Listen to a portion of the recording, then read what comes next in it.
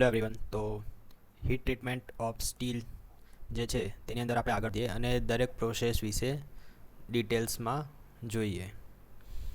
તો heat treatment of સ્ટીલની અંદર જોઈએ તો એનેલિંગ, કે એનેલિંગમાં શું કરવામાં આવે, અમુક સ્પેસિફાઈડ ટેમ્પરેચર સુધી સ્ટીલને ગરમ કરવામાં આવે.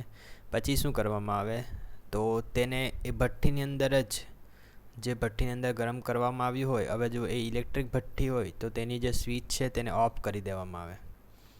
સ્વિચને ઓફ કરી દેવામાં આવે અને પછી તેને ભઠ્ઠીની અંદર જ ઠંડુ થવા દેવામાં આવે.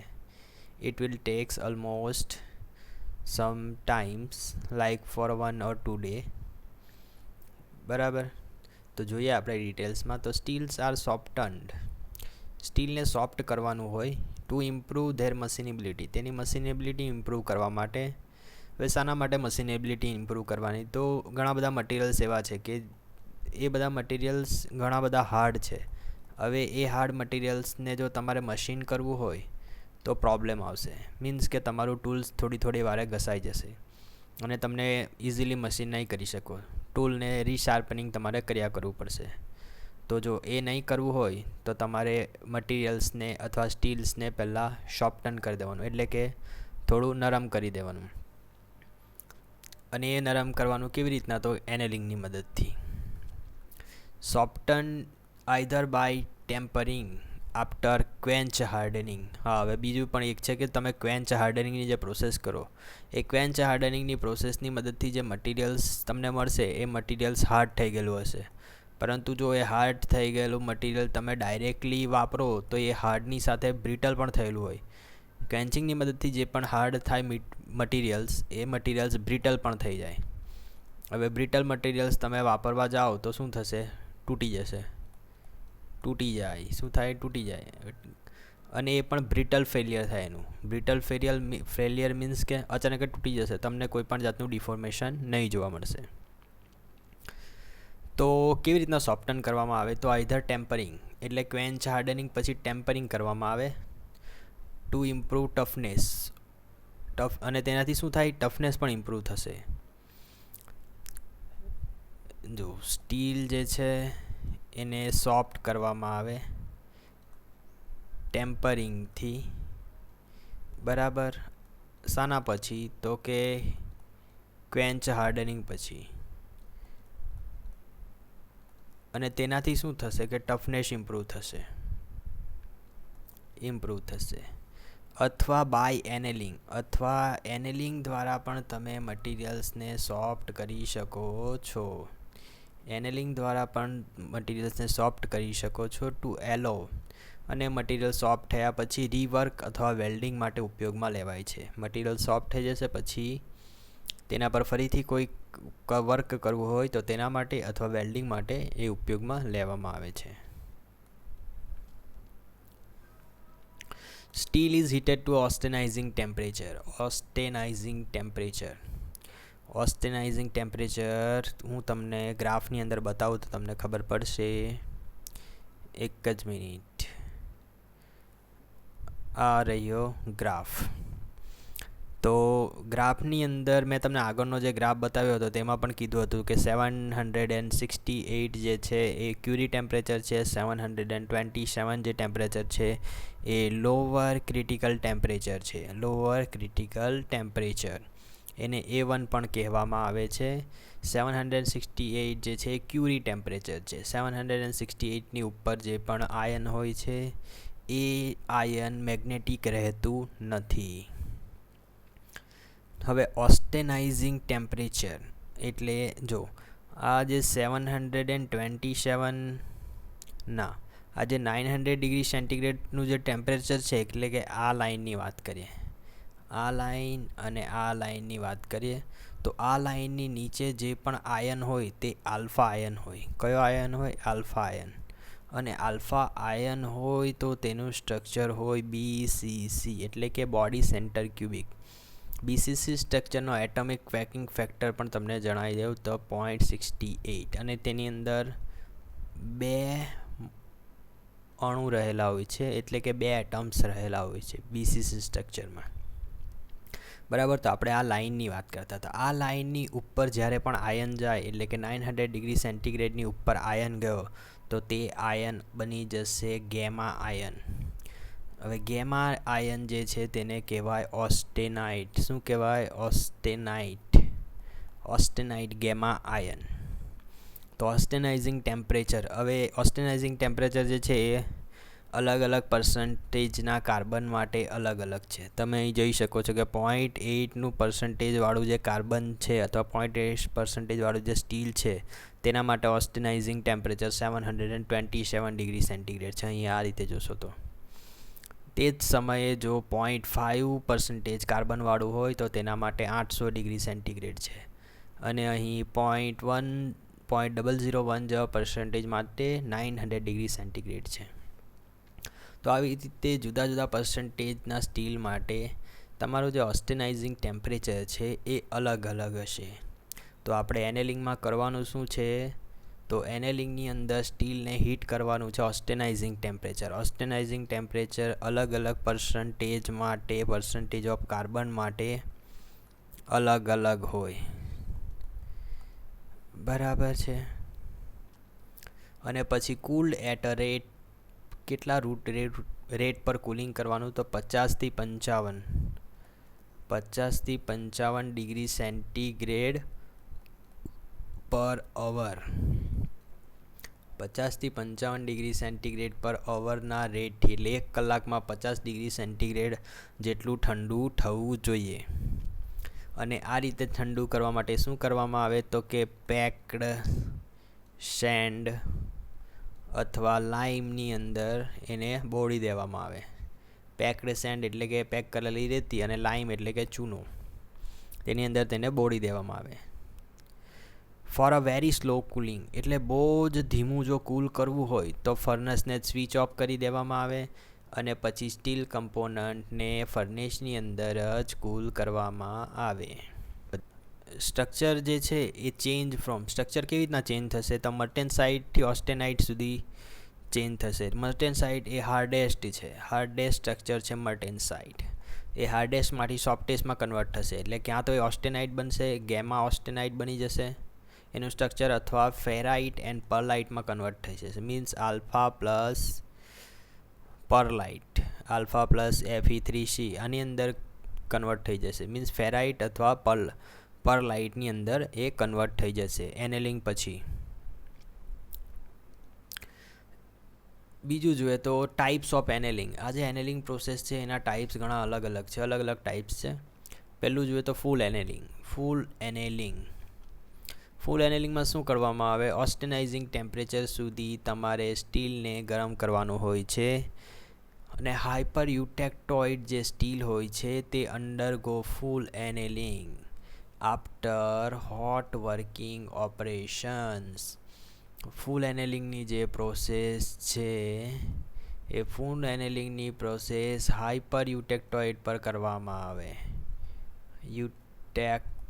હાઇપર યુટેક્ટોઇડ વાળું સ્ટીલ એટલે 0.8% કરતાં, જેની અંદર કાર્બન 0.8% કરતાં વધારે હોય એ હાઇપર યુટેક્ટોઇડ સ્ટીલને ઓસ્ટેનાઇઝિંગ ટેમ્પરેચર સુધી ગરમ કરવામાં આવે. અને ક્યારે એને આવું કરવામાં આવે કે જ્યારે એ હાઇપર યુટેક્ટોઇડ સ્ટીલ જે છે એ હોટ વર્કિંગમાંથી પસાર થયું હોય. હોટ વર્કિંગની જે પ્રોસેસ છે એ પ્રોસેસમાંથી પસાર થયું હોય તો તે ટાઈમે તેના પર ફૂલ એનેલિંગ કરવામાં આવે છે. હવે હોટ વર્કિંગની પ્રોસેસ કોને કહેવાય? તો સૌ પ્રથમ જે કોઈ પણ સ્પેસીમેન હોય તેને ગરમ કરી દેવામાં આવે. હવે હોટ વર્કિંગ એટલે કે આ જે મટીરિયલ્સ છે એનું રીક્રિસ્ટલાઇઝેશન ટેમ્પરેચર જે હોય આ સ્પેસીમેનનું, તો એ રીક્રિસ્ટલાઇઝેશન ટેમ્પરેચરથી ઉપરના ટેમ્પરેચરે જો કોઈ પ્રોસેસ કરવામાં આવે તો તેને કહેવામાં આવે હોટ વર્કિંગ. હોટ વર્કિંગ કોને કહેવામાં આવે? કે રીક્રિસ્ટલાઇઝેશન ટેમ્પરેચરથી ઉપરના ટેમ્પરેચરે જો કોઈ પ્રોસેસ કરવામાં આવે તો તેને કહેવામાં આવે હોટ વર્કિંગ.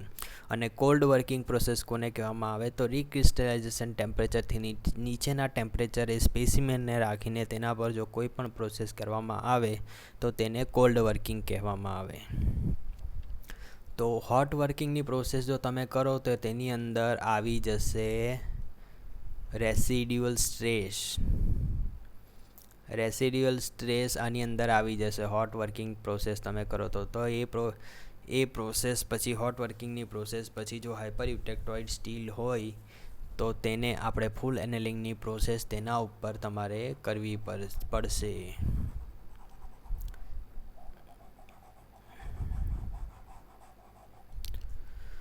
બીજી પ્રોસેસ જોઈએ તો પાર્શિયલ અથવા પ્રોસેસ એનેલિંગમાં શું કરવામાં આવે તો આમાં હીટેડ બિલો, આ ધ્યાન રાખજો, જો heated up to austenitizing temperature, આમાં હીટેડ ક્યાં સુધી? અપ ટુ ઓસ્ટેનાઇઝિંગ ટેમ્પરેચર મેં તમને બતાવી દીધું કે અલગ અલગ પર્સન્ટેજના કાર્બન માટે અલગ અલગ સ્ટીલ હોય, તે અલગ અલગ સ્ટીલ માટે અલગ અલગ ઓસ્ટેનાઇઝિંગ ટેમ્પરેચર હોય, પરંતુ આપણે ગરમ ઓસ્ટેનાઇઝિંગ ટેમ્પરેચરની આ જે લાઇન છે ત્યાં સુધી જ કરવાનું, આ લાઇન સુધી જ કરવાનું, આની ઉપર નહીં જવાનું, આ લાઇન સુધી જ કરવાનું, આની ઉપર નહીં જવાનું. જ્યાં આ શાની વાત કરી? ફૂલ એનેલિંગમાં, બરાબર. હવે જે આવે છે આ પાર્શિયલ અથવા પ્રોસેસ એનેલિંગ, તો પ્રોસેસ એનેલિંગમાં આ લાઇનની સુધી પણ નહીં પહોંચવાનું, આની નીચે જ ગરમ કરવાનું, heated below the austenitizing temperature. અને એ ટેમ્પરેચર કેટલું હોય જનરલી? તો generally 727 degree centigrade. Below austenitizing temperature 727 degree centigrade, about 600 to 650 degree centigrade. એટલે આ જે 727 ડિગ્રી સેન્ટીગ્રેડ છે તેના કરતાં પણ નીચા ટેમ્પરેચરે તમારે પ્રોસેસ એનેલિંગ કરવું પડશે. અને પ્રોસેસ એનેલિંગ માટેનું ટેમ્પરેચર જનરલી 600 થી 650 ડિગ્રી સેન્ટીગ્રેડ છે. બીજી પ્રોસેસ જોઈએ થર્ડ નંબરની, તો સ્ટ્રેસ રિલીવ કરવાની જે પ્રોસેસ છે તેને કહેવાય સ્ટ્રેસ રિલીવિંગ એનેલિંગ. સ્ટ્રેસ રિલીવિંગમાં શું થાય છે તો ટેમ્પરેચર રેન્જ બિલો 600 ડિગ્રી સેન્ટીગ્રેડ. હવે આની અંદર અપ ટુ ઓસ્ટેનાઇઝિંગ, આની અંદર પ્રોસેસ એનેલિંગની અંદર 600 થી 650, જ્યારે સ્ટ્રેસ રિલીવ એનેલિંગની અંદર બિલો 600 ગરમ કરવામાં આવે. અને હાઇપોયુટેક્ટોઇડ સ્ટીલ ઉપર કરવામાં આવે 0.3% સુધીનો કાર્બન હોય ત્યારે, 0.3% સુધીના હાઇપોયુટેક્ટોઇડ ની ઉપર કરવામાં આવે. એ પ્રોસેસ કઈ પ્રોસેસ? તો કે સ્ટ્રેસ રિલીવિંગ, અને બિલો 600 ડિગ્રી સેન્ટીગ્રેડ હોય છે. ફોર્થ નંબરની પ્રોસેસ જોઈએ તો સ્પેરોડાઇઝ એનેલિંગ જે છે એ નીચે લખું છું. સ્પેરોડાઇઝ એનેલિંગ છે એ હાઈ કાર્બન સ્ટીલ પર કરવામાં આવે. કેમ કે હાઈ કાર્બન સ્ટીલ જે છે એ ડિફિકલ્ટ ટુ મશીન છે, જેમ કે એનું મશીનિંગ ઇઝીલી કરી શકાતું નથી, તો તેના પર સ્પેરોડાઇઝ એનેલિંગની પ્રોસેસ કરવામાં આવે. અને heated below the lower critical temperature મેં તમને ફિગરમાં બતાવ્યું તો 723 degree centigrade is lower critical temperature line is A1, અને A1ની જે લોઅર ક્રિટિકલ ટેમ્પરેચર લાઇન છે 727 ડિગ્રી સેન્ટીગ્રેડ છે. તો સ્પેરોડાઇઝ એનેલિંગમાં ત્યાં સુધી પણ તમારે ગરમ કરવાનું નથી, તેની પણ નીચે heated below lower critical temperature and it is about 600 degree centigrade and kept here for 18 to 24 hours. Periodized annealing high carbon steel પર થાય, અને હાઈ કાર્બન સ્ટીલ પર એટલે કરવામાં આવે કેમ કે તે ડિફિકલ્ટ મશીન છે અને લોઅર ક્રિટિકલ ટેમ્પરેચરથી પણ નીચેના તાપમાને તેને ગરમ કરવામાં આવે. અને લોઅર ક્રિટિકલ ટેમ્પરેચર નીચેના તાપમાને એટલે અબાઉટ 600 ડિગ્રી સેન્ટીગ્રેડ તાપમાને તેને ગરમ કરવામાં આવે અને ત્યાં 18 થી 24 કલાક સુધી રાખવામાં આવે. અને સ્પેરોડાઇઝ એનેલિંગની મદદથી શું થશે તો હાઈ કાર્બન જે સ્ટીલ છે એ સોફ્ટ થઈ જશે, મશીનિંગ કરવા માટે સારું રહેશે. હવે steel having a spheroidite microstructure are softest and weakest. જે પણ સ્ટીલ છે, હવે એની અંદર જો સ્પેરોડાઇડનું સ્ટ્રક્ચર હોય, આપણે જે સ્પેરોડાઇડની પ્રોસેસ કરી એની જે પણ સ્ટ્રક્ચર જનરેટ થયું, એ જે સ્ટ્રક્ચર જનરેટ થશે એકદમ પોચું હશે, સોફ્ટેસ્ટ હશે અને વીકેસ્ટ હશે. એટલે કે સોફ્ટ પણ છે અને નબળું પણ છે. સોફ્ટ જ છે પણ સાથે સાથે નબળું પણ છે. Diffusion annealing followed by the full annealing to obtain a grain structure in casting. કાસ્ટિંગની અંદર જો તમારે ફાઇન ગ્રેન સ્ટ્રક્ચરની પ્રોપર્ટી એટલી મસ્ત હોય કે તે સ્ટીલ જે હોય ફાઇન ગ્રેન સ્ટ્રક્ચરવાળું તે એકદમ મસ્ત કહેવાય મીન્સ કે એકદમ સારું કહેવાય. આપણે એન્જિનિયરિંગ એપ્લિકેશન માટે ફાઇન ગ્રેન સ્ટ્રક્ચર એકદમ સારું કહેવાય. તો કાસ્ટિંગની અંદર જો તમારે ફાઇન ગ્રેન સ્ટ્રક્ચર મેળવવું હોય તો તેના માટે ડિફ્યુઝન એનેલિંગ પછી ફૂલ એનેલિંગ તમારે કરવું જોઈએ. ડિફ્યુઝન એનેલિંગ પછી followed by the full annealing પછી તમારે ડિફ્યુઝન એનેલિંગ કરવું જોઈએ, જેથી ફાઇન ગ્રેન સ્ટ્રક્ચર છે કાસ્ટિંગમાં તે તમે મેળવી શકો છો. બીજા નંબરની પ્રોસેસ જોઈએ તો બીજા નંબરની પ્રોસેસમાં નોર્મલાઇઝિંગ ફોર ધ ગ્રેન રિફાઇનમેન્ટ. નોર્મલાઇઝિંગ શાના માટે કરવામાં આવે તો ગ્રેનના રિફાઇનમેન્ટ માટે, મિકેનિકલ પ્રોપર્ટીની ઇમ્પ્રુવમેન્ટ માટે. બીજું, નોર્મલાઇઝિંગમાંથી જે સ્ટીલની સ્ટ્રેન્થ ઓબ્ટેન થશે તે એનેલિંગ પ્રોસેસ કરતાં વધારે હશે. નોર્મલાઇઝિંગ પ્રોસેસ ડેવલપ કરવા માટેનો ખાસ આશય અથવા મેઇન ઓબ્જેક્ટિવ એ જ હતો કે એનેલિંગ પ્રોસેસમાં જે સ્ટીલ તમને મળશે એ સ્ટીલ બહુ જ નરમ હશે. તેને તમે એન્જિનિયરિંગ એપ્લિકેશનમાં યુઝ નહીં કરી શકો. જ્યારે કે નોર્મલાઇઝિંગનું જે સ્ટીલ આવશે તેની જે સ્ટ્રેન્થ છે એ હાયર હશે. એનેલિંગ પ્રોસેસ કર્યા પછી જે સ્ટીલ મળે તેના કરતાં નોર્મલાઇઝિંગ પ્રોસેસ પછીના સ્ટીલની જે સ્ટ્રેન્થ છે તે વધારે હશે. ટેમ્પરેચર હાયર ધેન એનેલિંગ એટલે નોર્મલાઇઝિંગનું જે ટેમ્પરેચર હાયર ધેન એનેલિંગનું ટેમ્પરેચર છે તેના કરતાં વધારે ટેમ્પરેચરે તમારે નોર્મલાઇઝિંગમાં પ્રોસેસ કરવી પડે. મીન્સ કે આ જે લાઇન છે એનાથી પણ તમારે ઉપર સુધી ગરમ કરવું પડશે કોઈ પણ સ્પેસિમેનને. ફોર હાઇપોયુટેક્ટોઇડ સ્ટીલ, હાઇપોયુટેક્ટોઇડ એટલે 0.8 કરતાં ઓછાવાળા steel, normalizing temperature is above upper critical temperature line AC3. Upper critical ટેમ્પરેચરની જે લાઇન છે તેનાથી પણ હાયર સુધી તમારે ગરમ કરવું પડશે. હવે આ જે લાઇન છે આ બધું છેકી કાઢું મેં, એક જ મિનિટ.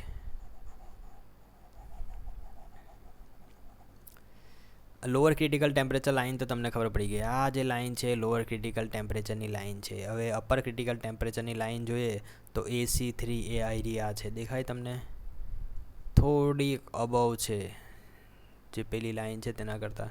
તો અપર ક્રિટિકલ ટેમ્પરેચરની જે લાઇન છે તેનાથી પણ વધારે ગરમ કરવું પડે. એટલે કે અહીં સુધી તમારે ગરમ કરવું પડશે. અહીંથી ગરમ કરતાં અહીં સુધી પહોંચવું પડશે નોર્મલાઇઝિંગની પ્રોસેસમાં. For the hypoeutectoid steel, normalizing temperature is above upper critical line AC3. હવે અહીં તમે જોઈ શકો છો હાઇપોયુટેક્ટોઇડ સ્ટીલ એટલે આ જે રેન્જવાળા સ્ટીલ છે એને કહેવાય હાઇપોયુટેક્ટોઇડ સ્ટીલ. 0.8થી નીચેની રેન્જવાળા એ બધાને આ અપર ક્રિટિકલની લાઇન જે AC3 છે તેનાથી વધારે તમારે ગરમ કરવા પડશે. જ્યારે હાઇપોયુટેક્ટોઇડ સ્ટીલ છે તેને અપર અને લોઅર ક્રિટિકલ લાઇનની વચ્ચે ગરમ કરવા પડશે. આ મેં ખોટું બતાવ્યું હતું. એને આ જે અપર લાઇન છે, અપર ક્રિટિકલ ટેમ્પરેચર લાઇન, અને આ જે લોઅર ક્રિટિકલ ટેમ્પરેચર લાઇન છે તેની વચ્ચે સુધી આ જે 0.8%થી વધારેવાળા જે હશે તેને અહીં સુધી ગરમ કરવા પડશે. અહીં 2% આવે. બરાબર, તો તમને સમજ પડી ગઈ છે કે હાઇપોમાં ઉપર સુધી જવાનું અને પછી 2 ક્રિટિકલ ટેમ્પરેચરની વચ્ચે સુધી જવાનું કઈ નોર્મલાઇઝિંગ પ્રોસેસમાં. તો આગળ વધીએ થોડું.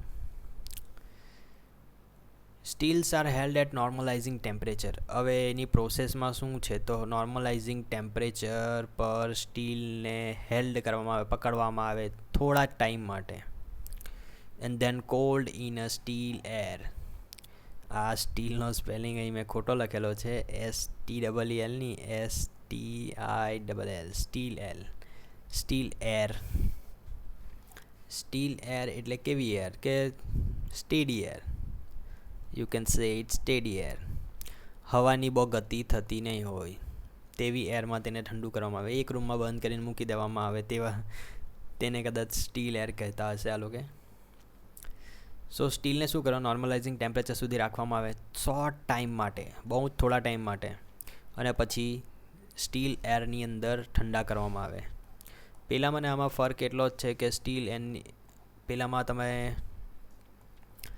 લાઈમ અથવા સેન્ડ અથવા ફર્નેસની અંદર ગરમ કરો એનેલિંગમાં, જ્યારે આની અંદર તમે સ્ટીલ એરની અંદર ઠંડુ કરવામાં આવે. Cooling rate of steel air is more, means કે થોડું વધારે ઝડપથી તમે ઠંડુ કરવામાં આવે. જ્યારે પણ વસ્તુને તમે થોડી વધારે સ્પીડથી ઠંડુ કરો ને એ ટાઈમે શું થાય ખબર, તેની હાર્ડનેસ વધતી જાય. તેની હાર્ડનેસ વધતી જાય. જેમ કે પેલું ક્વેન્ચિંગમાં મેં તમને કીધું હતું કે ક્વેન્ચિંગમાં શું થાય, તો ક્વેન્ચિંગમાં તમે એને પાણીની અંદર ફટ એને દુબાડી દો તો શું થશે, તરત જ એકદમ હાર્ડ થઈ જશે મટીરિયલ. તો અહીં આપણે કુલિંગ રેટ વધાર્યો. શું કર્યું, કુલિંગ રેટને વધાર્યો. તો તમે સમજી શકો છો કે એનેલિંગ કરતાં નોર્મલાઇઝિંગની મટીરિયલ્સ જે નોર્મલાઇઝ થયેલું હોય છે તેની સ્ટ્રેન્થ વધારે જ હશે. તેની સ્ટ્રેન્થ વધારે હશે. આગળ આપણે સેન્ટેન્સમાં જોયું કે એનેલિંગ કરતાં નોર્મલાઇઝિંગવાળા મટીરિયલની સ્ટ્રેન્થ વધારે હોય છે, કેમ કે એનો કુલિંગ રેટ જે છે એ વધારે છે, એટલે તેની સ્ટ્રેન્થ વધારે હોય છે. For high carbon steel, heating between A2 and ACM helps to break down the network structure of pre-eutectoid cementite around the austenity grain boundaries, and air cooling is fast enough to prevent the reformation of cementite along the grain boundaries. આ જે છે થોડું વિચિત્ર છે. A2 and ACMની વચ્ચે જો મેં અહીં દર્શાવેલું છે, A2 એટલે 768 ડિગ્રી સેન્ટીગ્રેડ અને ACM એટલે આ જે અપર ક્રિટિકલ ટેમ્પરેચરની જે લાઇન છે એ UCT વાળી લાઇન, અને 768 ડિગ્રી સેન્ટીગ્રેડવાળી લાઇન, તેની વચ્ચે જે હાઈ કાર્બન સ્ટીલ છે એટલે હાઈપર યુટેક્ટોઇડ સ્ટીલ છે, હાઈ કાર્બનની હાઈપર યુટેક્ટોઇડ સ્ટીલ છે, મીન્સ કે 0.82% વાળું જે સ્ટીલ છે તેને ત્યાં ગરમ કરવામાં આવશે. અને જેના લીધે શું થશે, તો break down network structure of pre eutectoid. હવે નેટવર્ક સ્ટ્રક્ચર છે પ્રો યુટેક્ટોઇડનું અરાઉન્ડ ઓસ્ટેનેટિક ગ્રેન બાઉન્ડ્રીઝ, એટલે ઓસ્ટેનેટિક ગ્રેન બાઉન્ડ્રીઝ છે તેમાં પ્રો યુટેક્ટોઇડની જે સિમેન્ટાઇટવાળું સ્ટ્રક્ચર છે એ બ્રેક ડાઉન થશે, અને પછી air cooling is fast enough to prevent. હવે જે એર કુલિંગ છે એટલું બધું ફાસ્ટ હોય છે, મીન્સ કે સ્ટીલ એરમાં તમે ભઠ્ઠી નહીં કરતા તો કુલિંગ ફાસ્ટ જ થશે.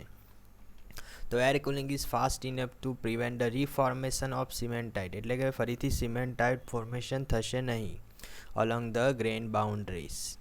બરાબર. તો પ્રો યુટેક્ટેડ સિમેન્ટાઇટનું સ્ટ્રક્ચર છે around the austenitic grain boundaries એ બ્રેક ડાઉન થશે. બરાબર. અને એર કુલિંગ એટલું સ્પીડમાં હોય છે કે જેથી જે પ્રિવેન્ટ કરે છે ફોર્મેશન ઓફ સિમેન્ટાઇટનું ફોર્મેશનને પ્રિવેન્ટ કરી દે, એટલે કે સિમેન્ટાઇટનું ફોર્મેશન ના થાય around the grain boundaries. Medium carbon steel જે છે એ નોર્મલાઇઝિંગ પ્રોડ્યુસ, એટલે કે મીડિયમ કાર્બન સ્ટીલનું જે નોર્મલાઇઝિંગ કરવામાં આવે તો તે શું પ્રોડ્યુસ કરે, તો structure of ferrite and pearlite. Ferrite alpha plus Fe3C, એટલે કે ફેરાઇટ અને પરલાઇટનું જે મિક્સચર છે, તમે આયન કાર્બન ડાયાગ્રામમાં જોયું જ હશે કે આ અહીંથી એમ હોય છે, જનરલી એમ હોય છે અહીંથી, તો અહીં આલ્ફા પ્લસ Fe3C હોય છે, તો એ જે આલ્ફા પ્લસ Fe3C છે એ મીડિયમ કાર્બન સ્ટીલની અંદર નોર્મલાઇઝિંગની મેથડથી પ્રોડ્યુસ કરવામાં આવે છે. નોર્મલાઇઝિંગ જે છે એ કાસ્ટ અને ફોર્જ પ્રોડક્ટની ઉપર કરવામાં આવે છે. શાના માટે? તો ડેન્ડ્રેટિક સ્ટ્રક્ચર જે છે તેને એલિમિનેટ કરવા માટે કરવામાં આવે છે. અને એ ડેન્ડ્રેટિક સ્ટ્રક્ચર ક્યારે ડેવલપ થાય છે? તો કે કાસ્ટિંગ પ્રોસેસ જ્યારે પણ કરવામાં આવી હોય ત્યારે ડેન્ડ્રેટિક સ્ટ્રક્ચર તેની અંદર ડેવલપ થયેલું હોય છે અને એને રિમૂવ કરવા માટે નોર્મલાઇઝિંગ કરવામાં આવે છે. અને ઇન્ટરનલ સ્ટ્રેસીસ જનરેટ થયેલા હોય ક્યારે? કે ફોર્જિંગ દરમિયાન જે ઇન્ટરનલ સ્ટ્રેસીસ જનરેટ થયેલા હોય છે તેને પણ રિમૂવ કરવા માટે નોર્મલાઇઝિંગની જે પ્રોસેસ છે એ કરવામાં આવે છે.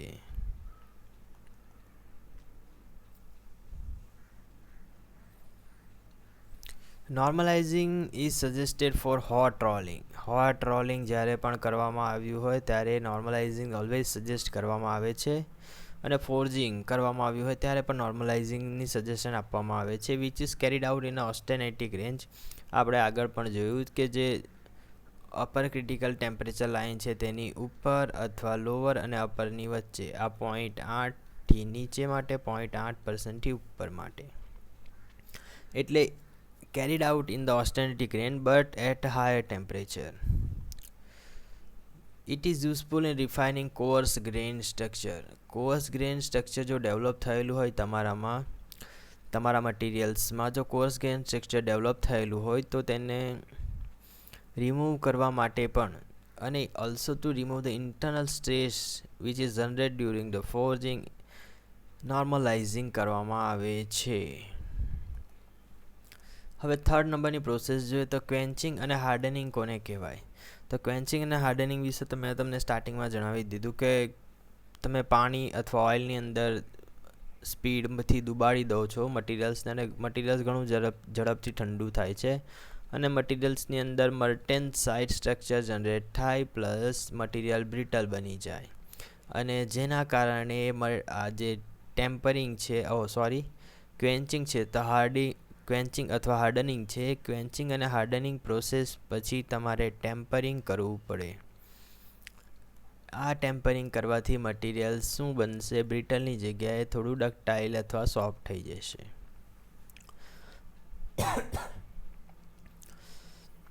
તો ક્વેન્ચિંગ અથવા હાર્ડનિંગમાં જોઈએ તો મર્ટેન્સાઇટ સ્ટ્રક્ચર માટે ક્વેન્ચિંગ અથવા હાર્ડનિંગ કરવામાં આવે છે. Steel heated 30 to 50 degree centigrade above AC3 for hypoeutectoid steel. AC3 line એટલે area line for the hypoeutectoid steel એનાથી ઉપર સુધી કેટલા 30થી 50 ડિગ્રી સેન્ટીગ્રેડ ઉપર સુધી ગરમ કરવામાં આવે છે. For hypereutectoid steel heated 30 to 50 degree centigrade above A2 line. એક જ મિનિટ હું તમને પેલો ડાયાગ્રામ બતાવી લઉં. જો AC3 લાઇન આ લાઇન એટલે આ હાઇપો માટે 30 to 50 degree centigrade above the AC3 line અને ફોર ધ હાઇપર માટે શું હતું?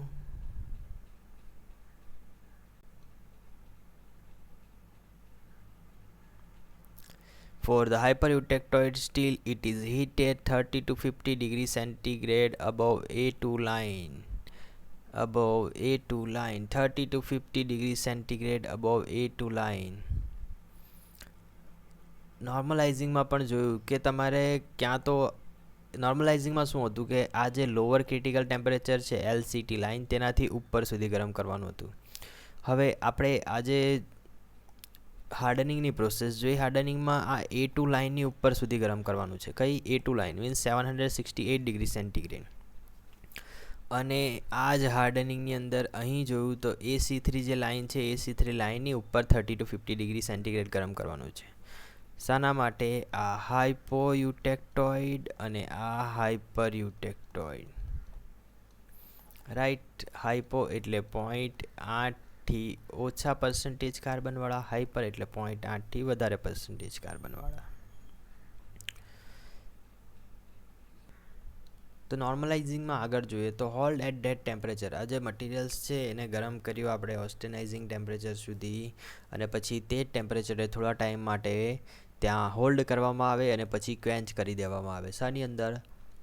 વોટર, ઓઇલ અને સોલ્ટ બાથની અંદર એને ક્વેન્ચ કરી દેવામાં આવે. હવે cooling of steel at a rate greater than the critical cooling rate. Critical cooling rate માટેનો એક કર્વ આવે છે. આ રીતનો એક કર્વ હોય છે ક્રિટિકલ કુલિંગ રેટ માટેનો. તમે કૂલ કરો છો પછી આ રીતે ઠંડુ કરો છો તો અલગ અલગ સ્ટ્રક્ચર મળશે. તમારું કુલિંગ કેટલું સ્પીડ છે, આ જે પ્રોસેસ છે કુલિંગ માટેની, તો એ જે પ્રોસેસ છે એ હાર્ડનિંગ અથવા કેન્ચિંગ કહેવાય. અને આ જે ક્રિટિકલ કુલિંગ રેટ આ જે કર્વ દર્શાવે છે એ ક્રિટિકલ કુલિંગ રેટ દર્શાવે છે. આ જે સી કર્વ હોય છે. પરંતુ ક્રિટિકલ કુલિંગ રેટ કરતાં પણ સ્પીડમાં તમે જો કોઈ પણ વસ્તુને ઠંડુ કરો તો જો અહીં લખ્યું છે steel at a rate greater than the critical cooling rate then supercool austenite to martensite structure. જે ઓસ્ટેનાઇટ હોય છે, અહીં જે હોય છે ઓસ્ટેનાઇટ હોય છે, હવે એને ઠંડુ કરો તમે તો આ રીતે જો સુપર ક્રિટિકલ કુલિંગ રેટથી તમે ઠંડુ કરો તો તમને મળી જશે અહીં મર્ટેન્સાઇટ. શું મળશે? મર્ટેન્સાઇટ. મર્ટેન્સાઇટ જે છે એ બ્રિટલ છે અને એ જે હોય છે એ સ્ટ્રેસ્ડ કન્ડિશનમાં હોય છે ડ્યુ ટુ અનઇવન કુલિંગ. એટલે કે બહુ જોરમાં તમે ઠંડુ કરી દીધું તો ઉપરની સપાટી બહુ સ્પીડમાં ઠંડી થઈ જશે. ધારો કે આ ચોસલો છે તેને તમે ક્વેન્ચિંગ કર્યું તો ઉપરની સપાટી બહુ સ્પીડમાં કૂલ થઈ જશે, જ્યારે અંદરનું જે હોય છે મટીરિયલ છે ધીમે ધીમે કૂલ થાય છે. તો અહીં તમે સ્ટ્રેસ ડેવલપ થશે. આ મટીરિયલ્સની અંદર સ્ટ્રેસ ડેવલપ થશે કેમ કે અનઇવન કુલિંગ થયું. હવે ક્વેન્ચિંગના કારણે આઉટર સરફેસ ટેન્સાઇલ સ્ટ્રેસમાં હશે અને ઇનર જે સરફેસ હશે તે કોમ્પ્રેસિવ સ્ટ્રેસમાં હશે. હવે ઠંડુ થઈ ગયું તો આ કોઈ પણ વસ્તુ ઠંડુ થાય એટલે સંકોચાય. આ જે મેટલ્સ છે એ ઠંડુ થાય એટલે સંકોચાશે એટલે અંદરની તરફ જવાની ટ્રાય કરશે. હવે અંદરની તરફ જવાની ટ્રાય કરશે એટલે અંદરનું જે મટીરિયલ છે એ કોમ્પ્રેશનમાં આવશે. જ્યારે અંદરનું મટીરિયલ છે તે આને પોતાની તરફ બહાર, આ જે અંદરનું મટીરિયલ છે તે આને બહારની તરફ ધકેલશે કે ભાઈ તું બહાર જા, અંદર કેમ આવે છે. એટલે અહીં બહારનું જે મટીરિયલ છે એ ટેન્શનમાં હશે. શામાં હશે? ટેન્શનમાં. અંદરનું મટીરિયલ કમ્પ્રેશનમાં હશે અને બહારનું મટીરિયલ ટેન્શનમાં હશે. હવે આ રેસિડ્યુઅલ સ્ટ્રેસ જે જનરેટ થયો અને જે બ્રિટલનેસ જનરેટ થઈ ક્વેન્ચિંગ દ્વારા, તે કેવી રીતના રિડ્યુસ કરવામાં આવે? તો તેને ટેમ્પરિંગ દ્વારા રિડ્યુસ કરવામાં આવે. ટેમ્પરિંગની જે પ્રોસેસ છે તે પ્રોસેસ કરીને આ જે રેસિડ્યુઅલ સ્ટ્રેસ અને જે બ્રિટલનેસ જનરેટ થઈ એને રિડ્યુસ કરવામાં આવે છે. હવે hardening process carried out on cutting tools. Cutting tools જે છે તેની ઉપર હાર્ડનિંગ પ્રોસેસ કરવામાં આવે કેમ કે કટિંગ ટૂલ્સમાં વિયર બહુ જલ્દી થઈ જાય અને કટિંગ ટૂલ્સને તમારે લાંબા સમય સુધી વાપરવું હોય તો તેને હાર્ડનિંગ કરવું બહુ જ જરૂરી છે. પછી કેટલાક મશીન પાર્ટ્સ તેને હાર્ડન કરવા માટે, એલોય સ્ટીલ્સને હાર્ડન કરવા માટે, high carbon steel, high speed steel to produce desired hardness. બધામાં ડિઝાયર્ડ હાર્ડનેસ પ્રોડ્યુસ કરવું હોય તો તમારે હાર્ડનિંગ પ્રોસેસ વાપરવાની. જ્યાં પણ કટિંગ ઓપરેશન થતા હોય ત્યાં વિયર રેઝિસ્ટન્સ માટે પણ હાર્ડનિંગ પ્રોસેસ કરવામાં આવે છે. તો તમને હાર્ડનિંગ પ્રોસેસ સમજાઈ ગઈ હશે. Eutectoid composition decompose into the alpha ferrite. હવે એકચ્યુઅલી હાર્ડનિંગ પ્રોસેસમાં થાય શું? તો યુટેક્ટોઇડ જે કમ્પોઝિશન હોય એ eutectoid composition decompose into the alpha ferrite and cementite. Alpha ferrite and સિમેન્ટાઇટની અંદર ડીકમ્પોઝ થાય છે. while austenite decompose into perlite, bainite and martensite. હવે આ થોડું વિચિત્ર છે, એટલે ઇઝી છે એમ તો. યુટેક્ટોઇડ કમ્પોઝિશન. હવે આ જે 0.8 વાળું હતું અને આ જે યુટેક્ટોઇડ કમ્પોઝિશન છે, તો જ્યારે પણ તમે એને યુટેક્ટોઇડ કમ્પોઝિશનને હાર્ડનિંગ કરો તો તે જે યુટેક્ટોઇડ કમ્પોઝિશન હશે તે અહીં થશે આલ્ફા ફેરાઇટ પ્લસ સિમેન્ટાઇટમાં કન્વર્ટ થશે. જ્યારે ઓસ્ટેનાઇટ હશે એટલે ઓસ્ટેનાઇટ, આ રીજનનું જે ઓસ્ટેનાઇટ હશે તે decompose into pearlite and bainite. તે પરલાઇટ, બેનાઇટ અને મર્ટેન્સાઇટમાં કન્વર્ટ થશે. Minimum 0.5% carbon required for the hardening process. Hardening process માટે છે ને 0.5% કાર્બન તો જોઈએ જ. જો 0.5% કાર્બન નહીં હોય તો હાર્ડનિંગ પ્રોસેસ શક્ય નથી. હવે factor affecting hardening of steel. Hardening of સ્ટીલની ઉપર કયા કયા ફેક્ટર અફેક્ટ કરે છે? તો પર્સન્ટેજ ઓફ કાર્બનનો પર્સન્ટેજ તો સૌથી વધારે અફેક્ટ કરે છે. Heating rate end time of heating, કે એને તમે કેટલી સ્પીડમાં ગરમ કર્યું અને કેટલી સ્પીડમાં ઠંડુ કર્યું. ક્વેન્ચિંગ મીડિયા એટલે શાની અંદર ઠંડુ કર્યું, પાણીની અંદર કે ઓઇલની અંદર ઠંડુ કર્યું. અને ક્વેન્ચિંગ રેટ એટલે કેટલી સ્પીડમાં તમે એને ડૂબાડો છો. તમે જ્યારે લુહારને ત્યાં જશો તો તે જે ધાતરડું અથવા કુહાડીને જે પાણીની અંદર ડૂબાડે છે તેને તમે જોજો, એકદમ સ્લોલી ડૂબાડશે. પહેલાં જેની ધાર છે ને એને ડૂબાડશે, જે એકદમ ચીંધી ધાર કરેલી હોય તે તેને એ ડૂબાડશે, પછી ધીમે ધીમે અંદરની તરફ લઈ જશે. તો એને કહેવાય ક્વેન્ચિંગ રેટ, કે તમે કેટલા રેટથી ક્વેન્ચિંગ કરો છો. સાઇઝ ઓફ મશીન પાર્ટની જે સાઇઝ છે તે સરફેસની કન્ડિશન, પાર્ટ્સની જે સરફેસની કન્ડિશન છે એ પણ ડિપેન્ડ્સ કરે છે હાર્ડનિંગની ઉપર. Heating rate should be optimum for the desired effect. Heating rate important છે, મીન્સ કે તમે આને ઓસ્ટેનાઇઝિંગ ટેમ્પરેચર સુધી તો લઈ જવાના, પરંતુ 1 કલાકમાં લઈ જવાના કે 2 કલાકમાં લઈ જવાના કે 1 દિવસમાં લઈ જવાના, આ પણ ઇમ્પોર્ટન્ટ છે. Quenching media can be water, oil, salt bath, air blast or inert gas. Inert gas પણ તમે ક્વેન્ચિંગ મીડિયા તરીકે વાપરી શકો. Water, oil, salt bath, air blast, હવાનો પણ તમે મારો ચલાવી શકો. Water quenching used vastly followed by oil, molten salt and gas quenching. મોટે ભાગે વોટર ક્વેન્ચિંગ જ યુઝ થાય છે, અને વોટર ક્વેન્ચિંગ પછી આપણે સિરીઝમાં જોઈએ તો મોટે ભાગે પછી ઓઇલ વપરાય છે, નહીં તો મોલ્ટન સોલ્ટ વપરાય છે, અને નહીં તો ગેસ ક્વેન્ચિંગ વપરાય છે. હવે વોટર ક્વેન્ચિંગ છે તેનો કુલિંગ રેટ તમે 10% સુધી ઇન્ક્રીઝ કરી શકો છો. કેવી રીતના કે સોડિયમ હાઇડ્રોક્સાઇડને જો પાણી સાથે મિક્સ કરી દો તો એ રેટને 2 ગણો વધારી દે છે. કુલિંગ રેટ ઓફ વોટરનો જે કુલિંગ રેટ છે તેને તમારે વધારવો હોય 10% સુધી તો તમે વધારી શકો છો. અને સોડિયમ હાઇડ્રોક્સાઇડ જો પાણીની અંદર તમે ઉમેરી દો તો વોટરનો જે કુલિંગ રેટ છે એ 2 ગણો વધી જશે. કેટલા? 2 ગણો. શું? NaOH, સોડિયમ હાઇડ્રોક્સાઇડ જો ઉમેરી દો પાણીની અંદર તો. અને જો કુલિંગ રેટ ડિક્રીઝ કરવો હોય તો વોટર સોલ્યુબલ ઓઇલ્સ ને અહીંયા છે વોટર સોલ્યુબલ ઓઇલ્સ ઓર પોલિમર્સનો તમારે એડ કરવાનું હોય છે પાણીની અંદર. જો પાણીનો કુલિંગ રેટ તમારે ડિક્રીઝ કરવો હોય તો વોટર સોલ્યુબલ ઓઇલ્સ ઓર પોલિમર્સનો યુઝ કરવાનો હોય છે પાણીની અંદર. ઓકે, તો હવે આપણે આ વિડીયોમાં આટલું જોઈશું. પછીના નેક્સ્ટ વિડીયોમાં બાકીની જે પ્રોસેસ છે તેનો અભ્યાસ કરીશું. So thank you very much for watching this video. Keep like, share and subscribe. Thank you once again.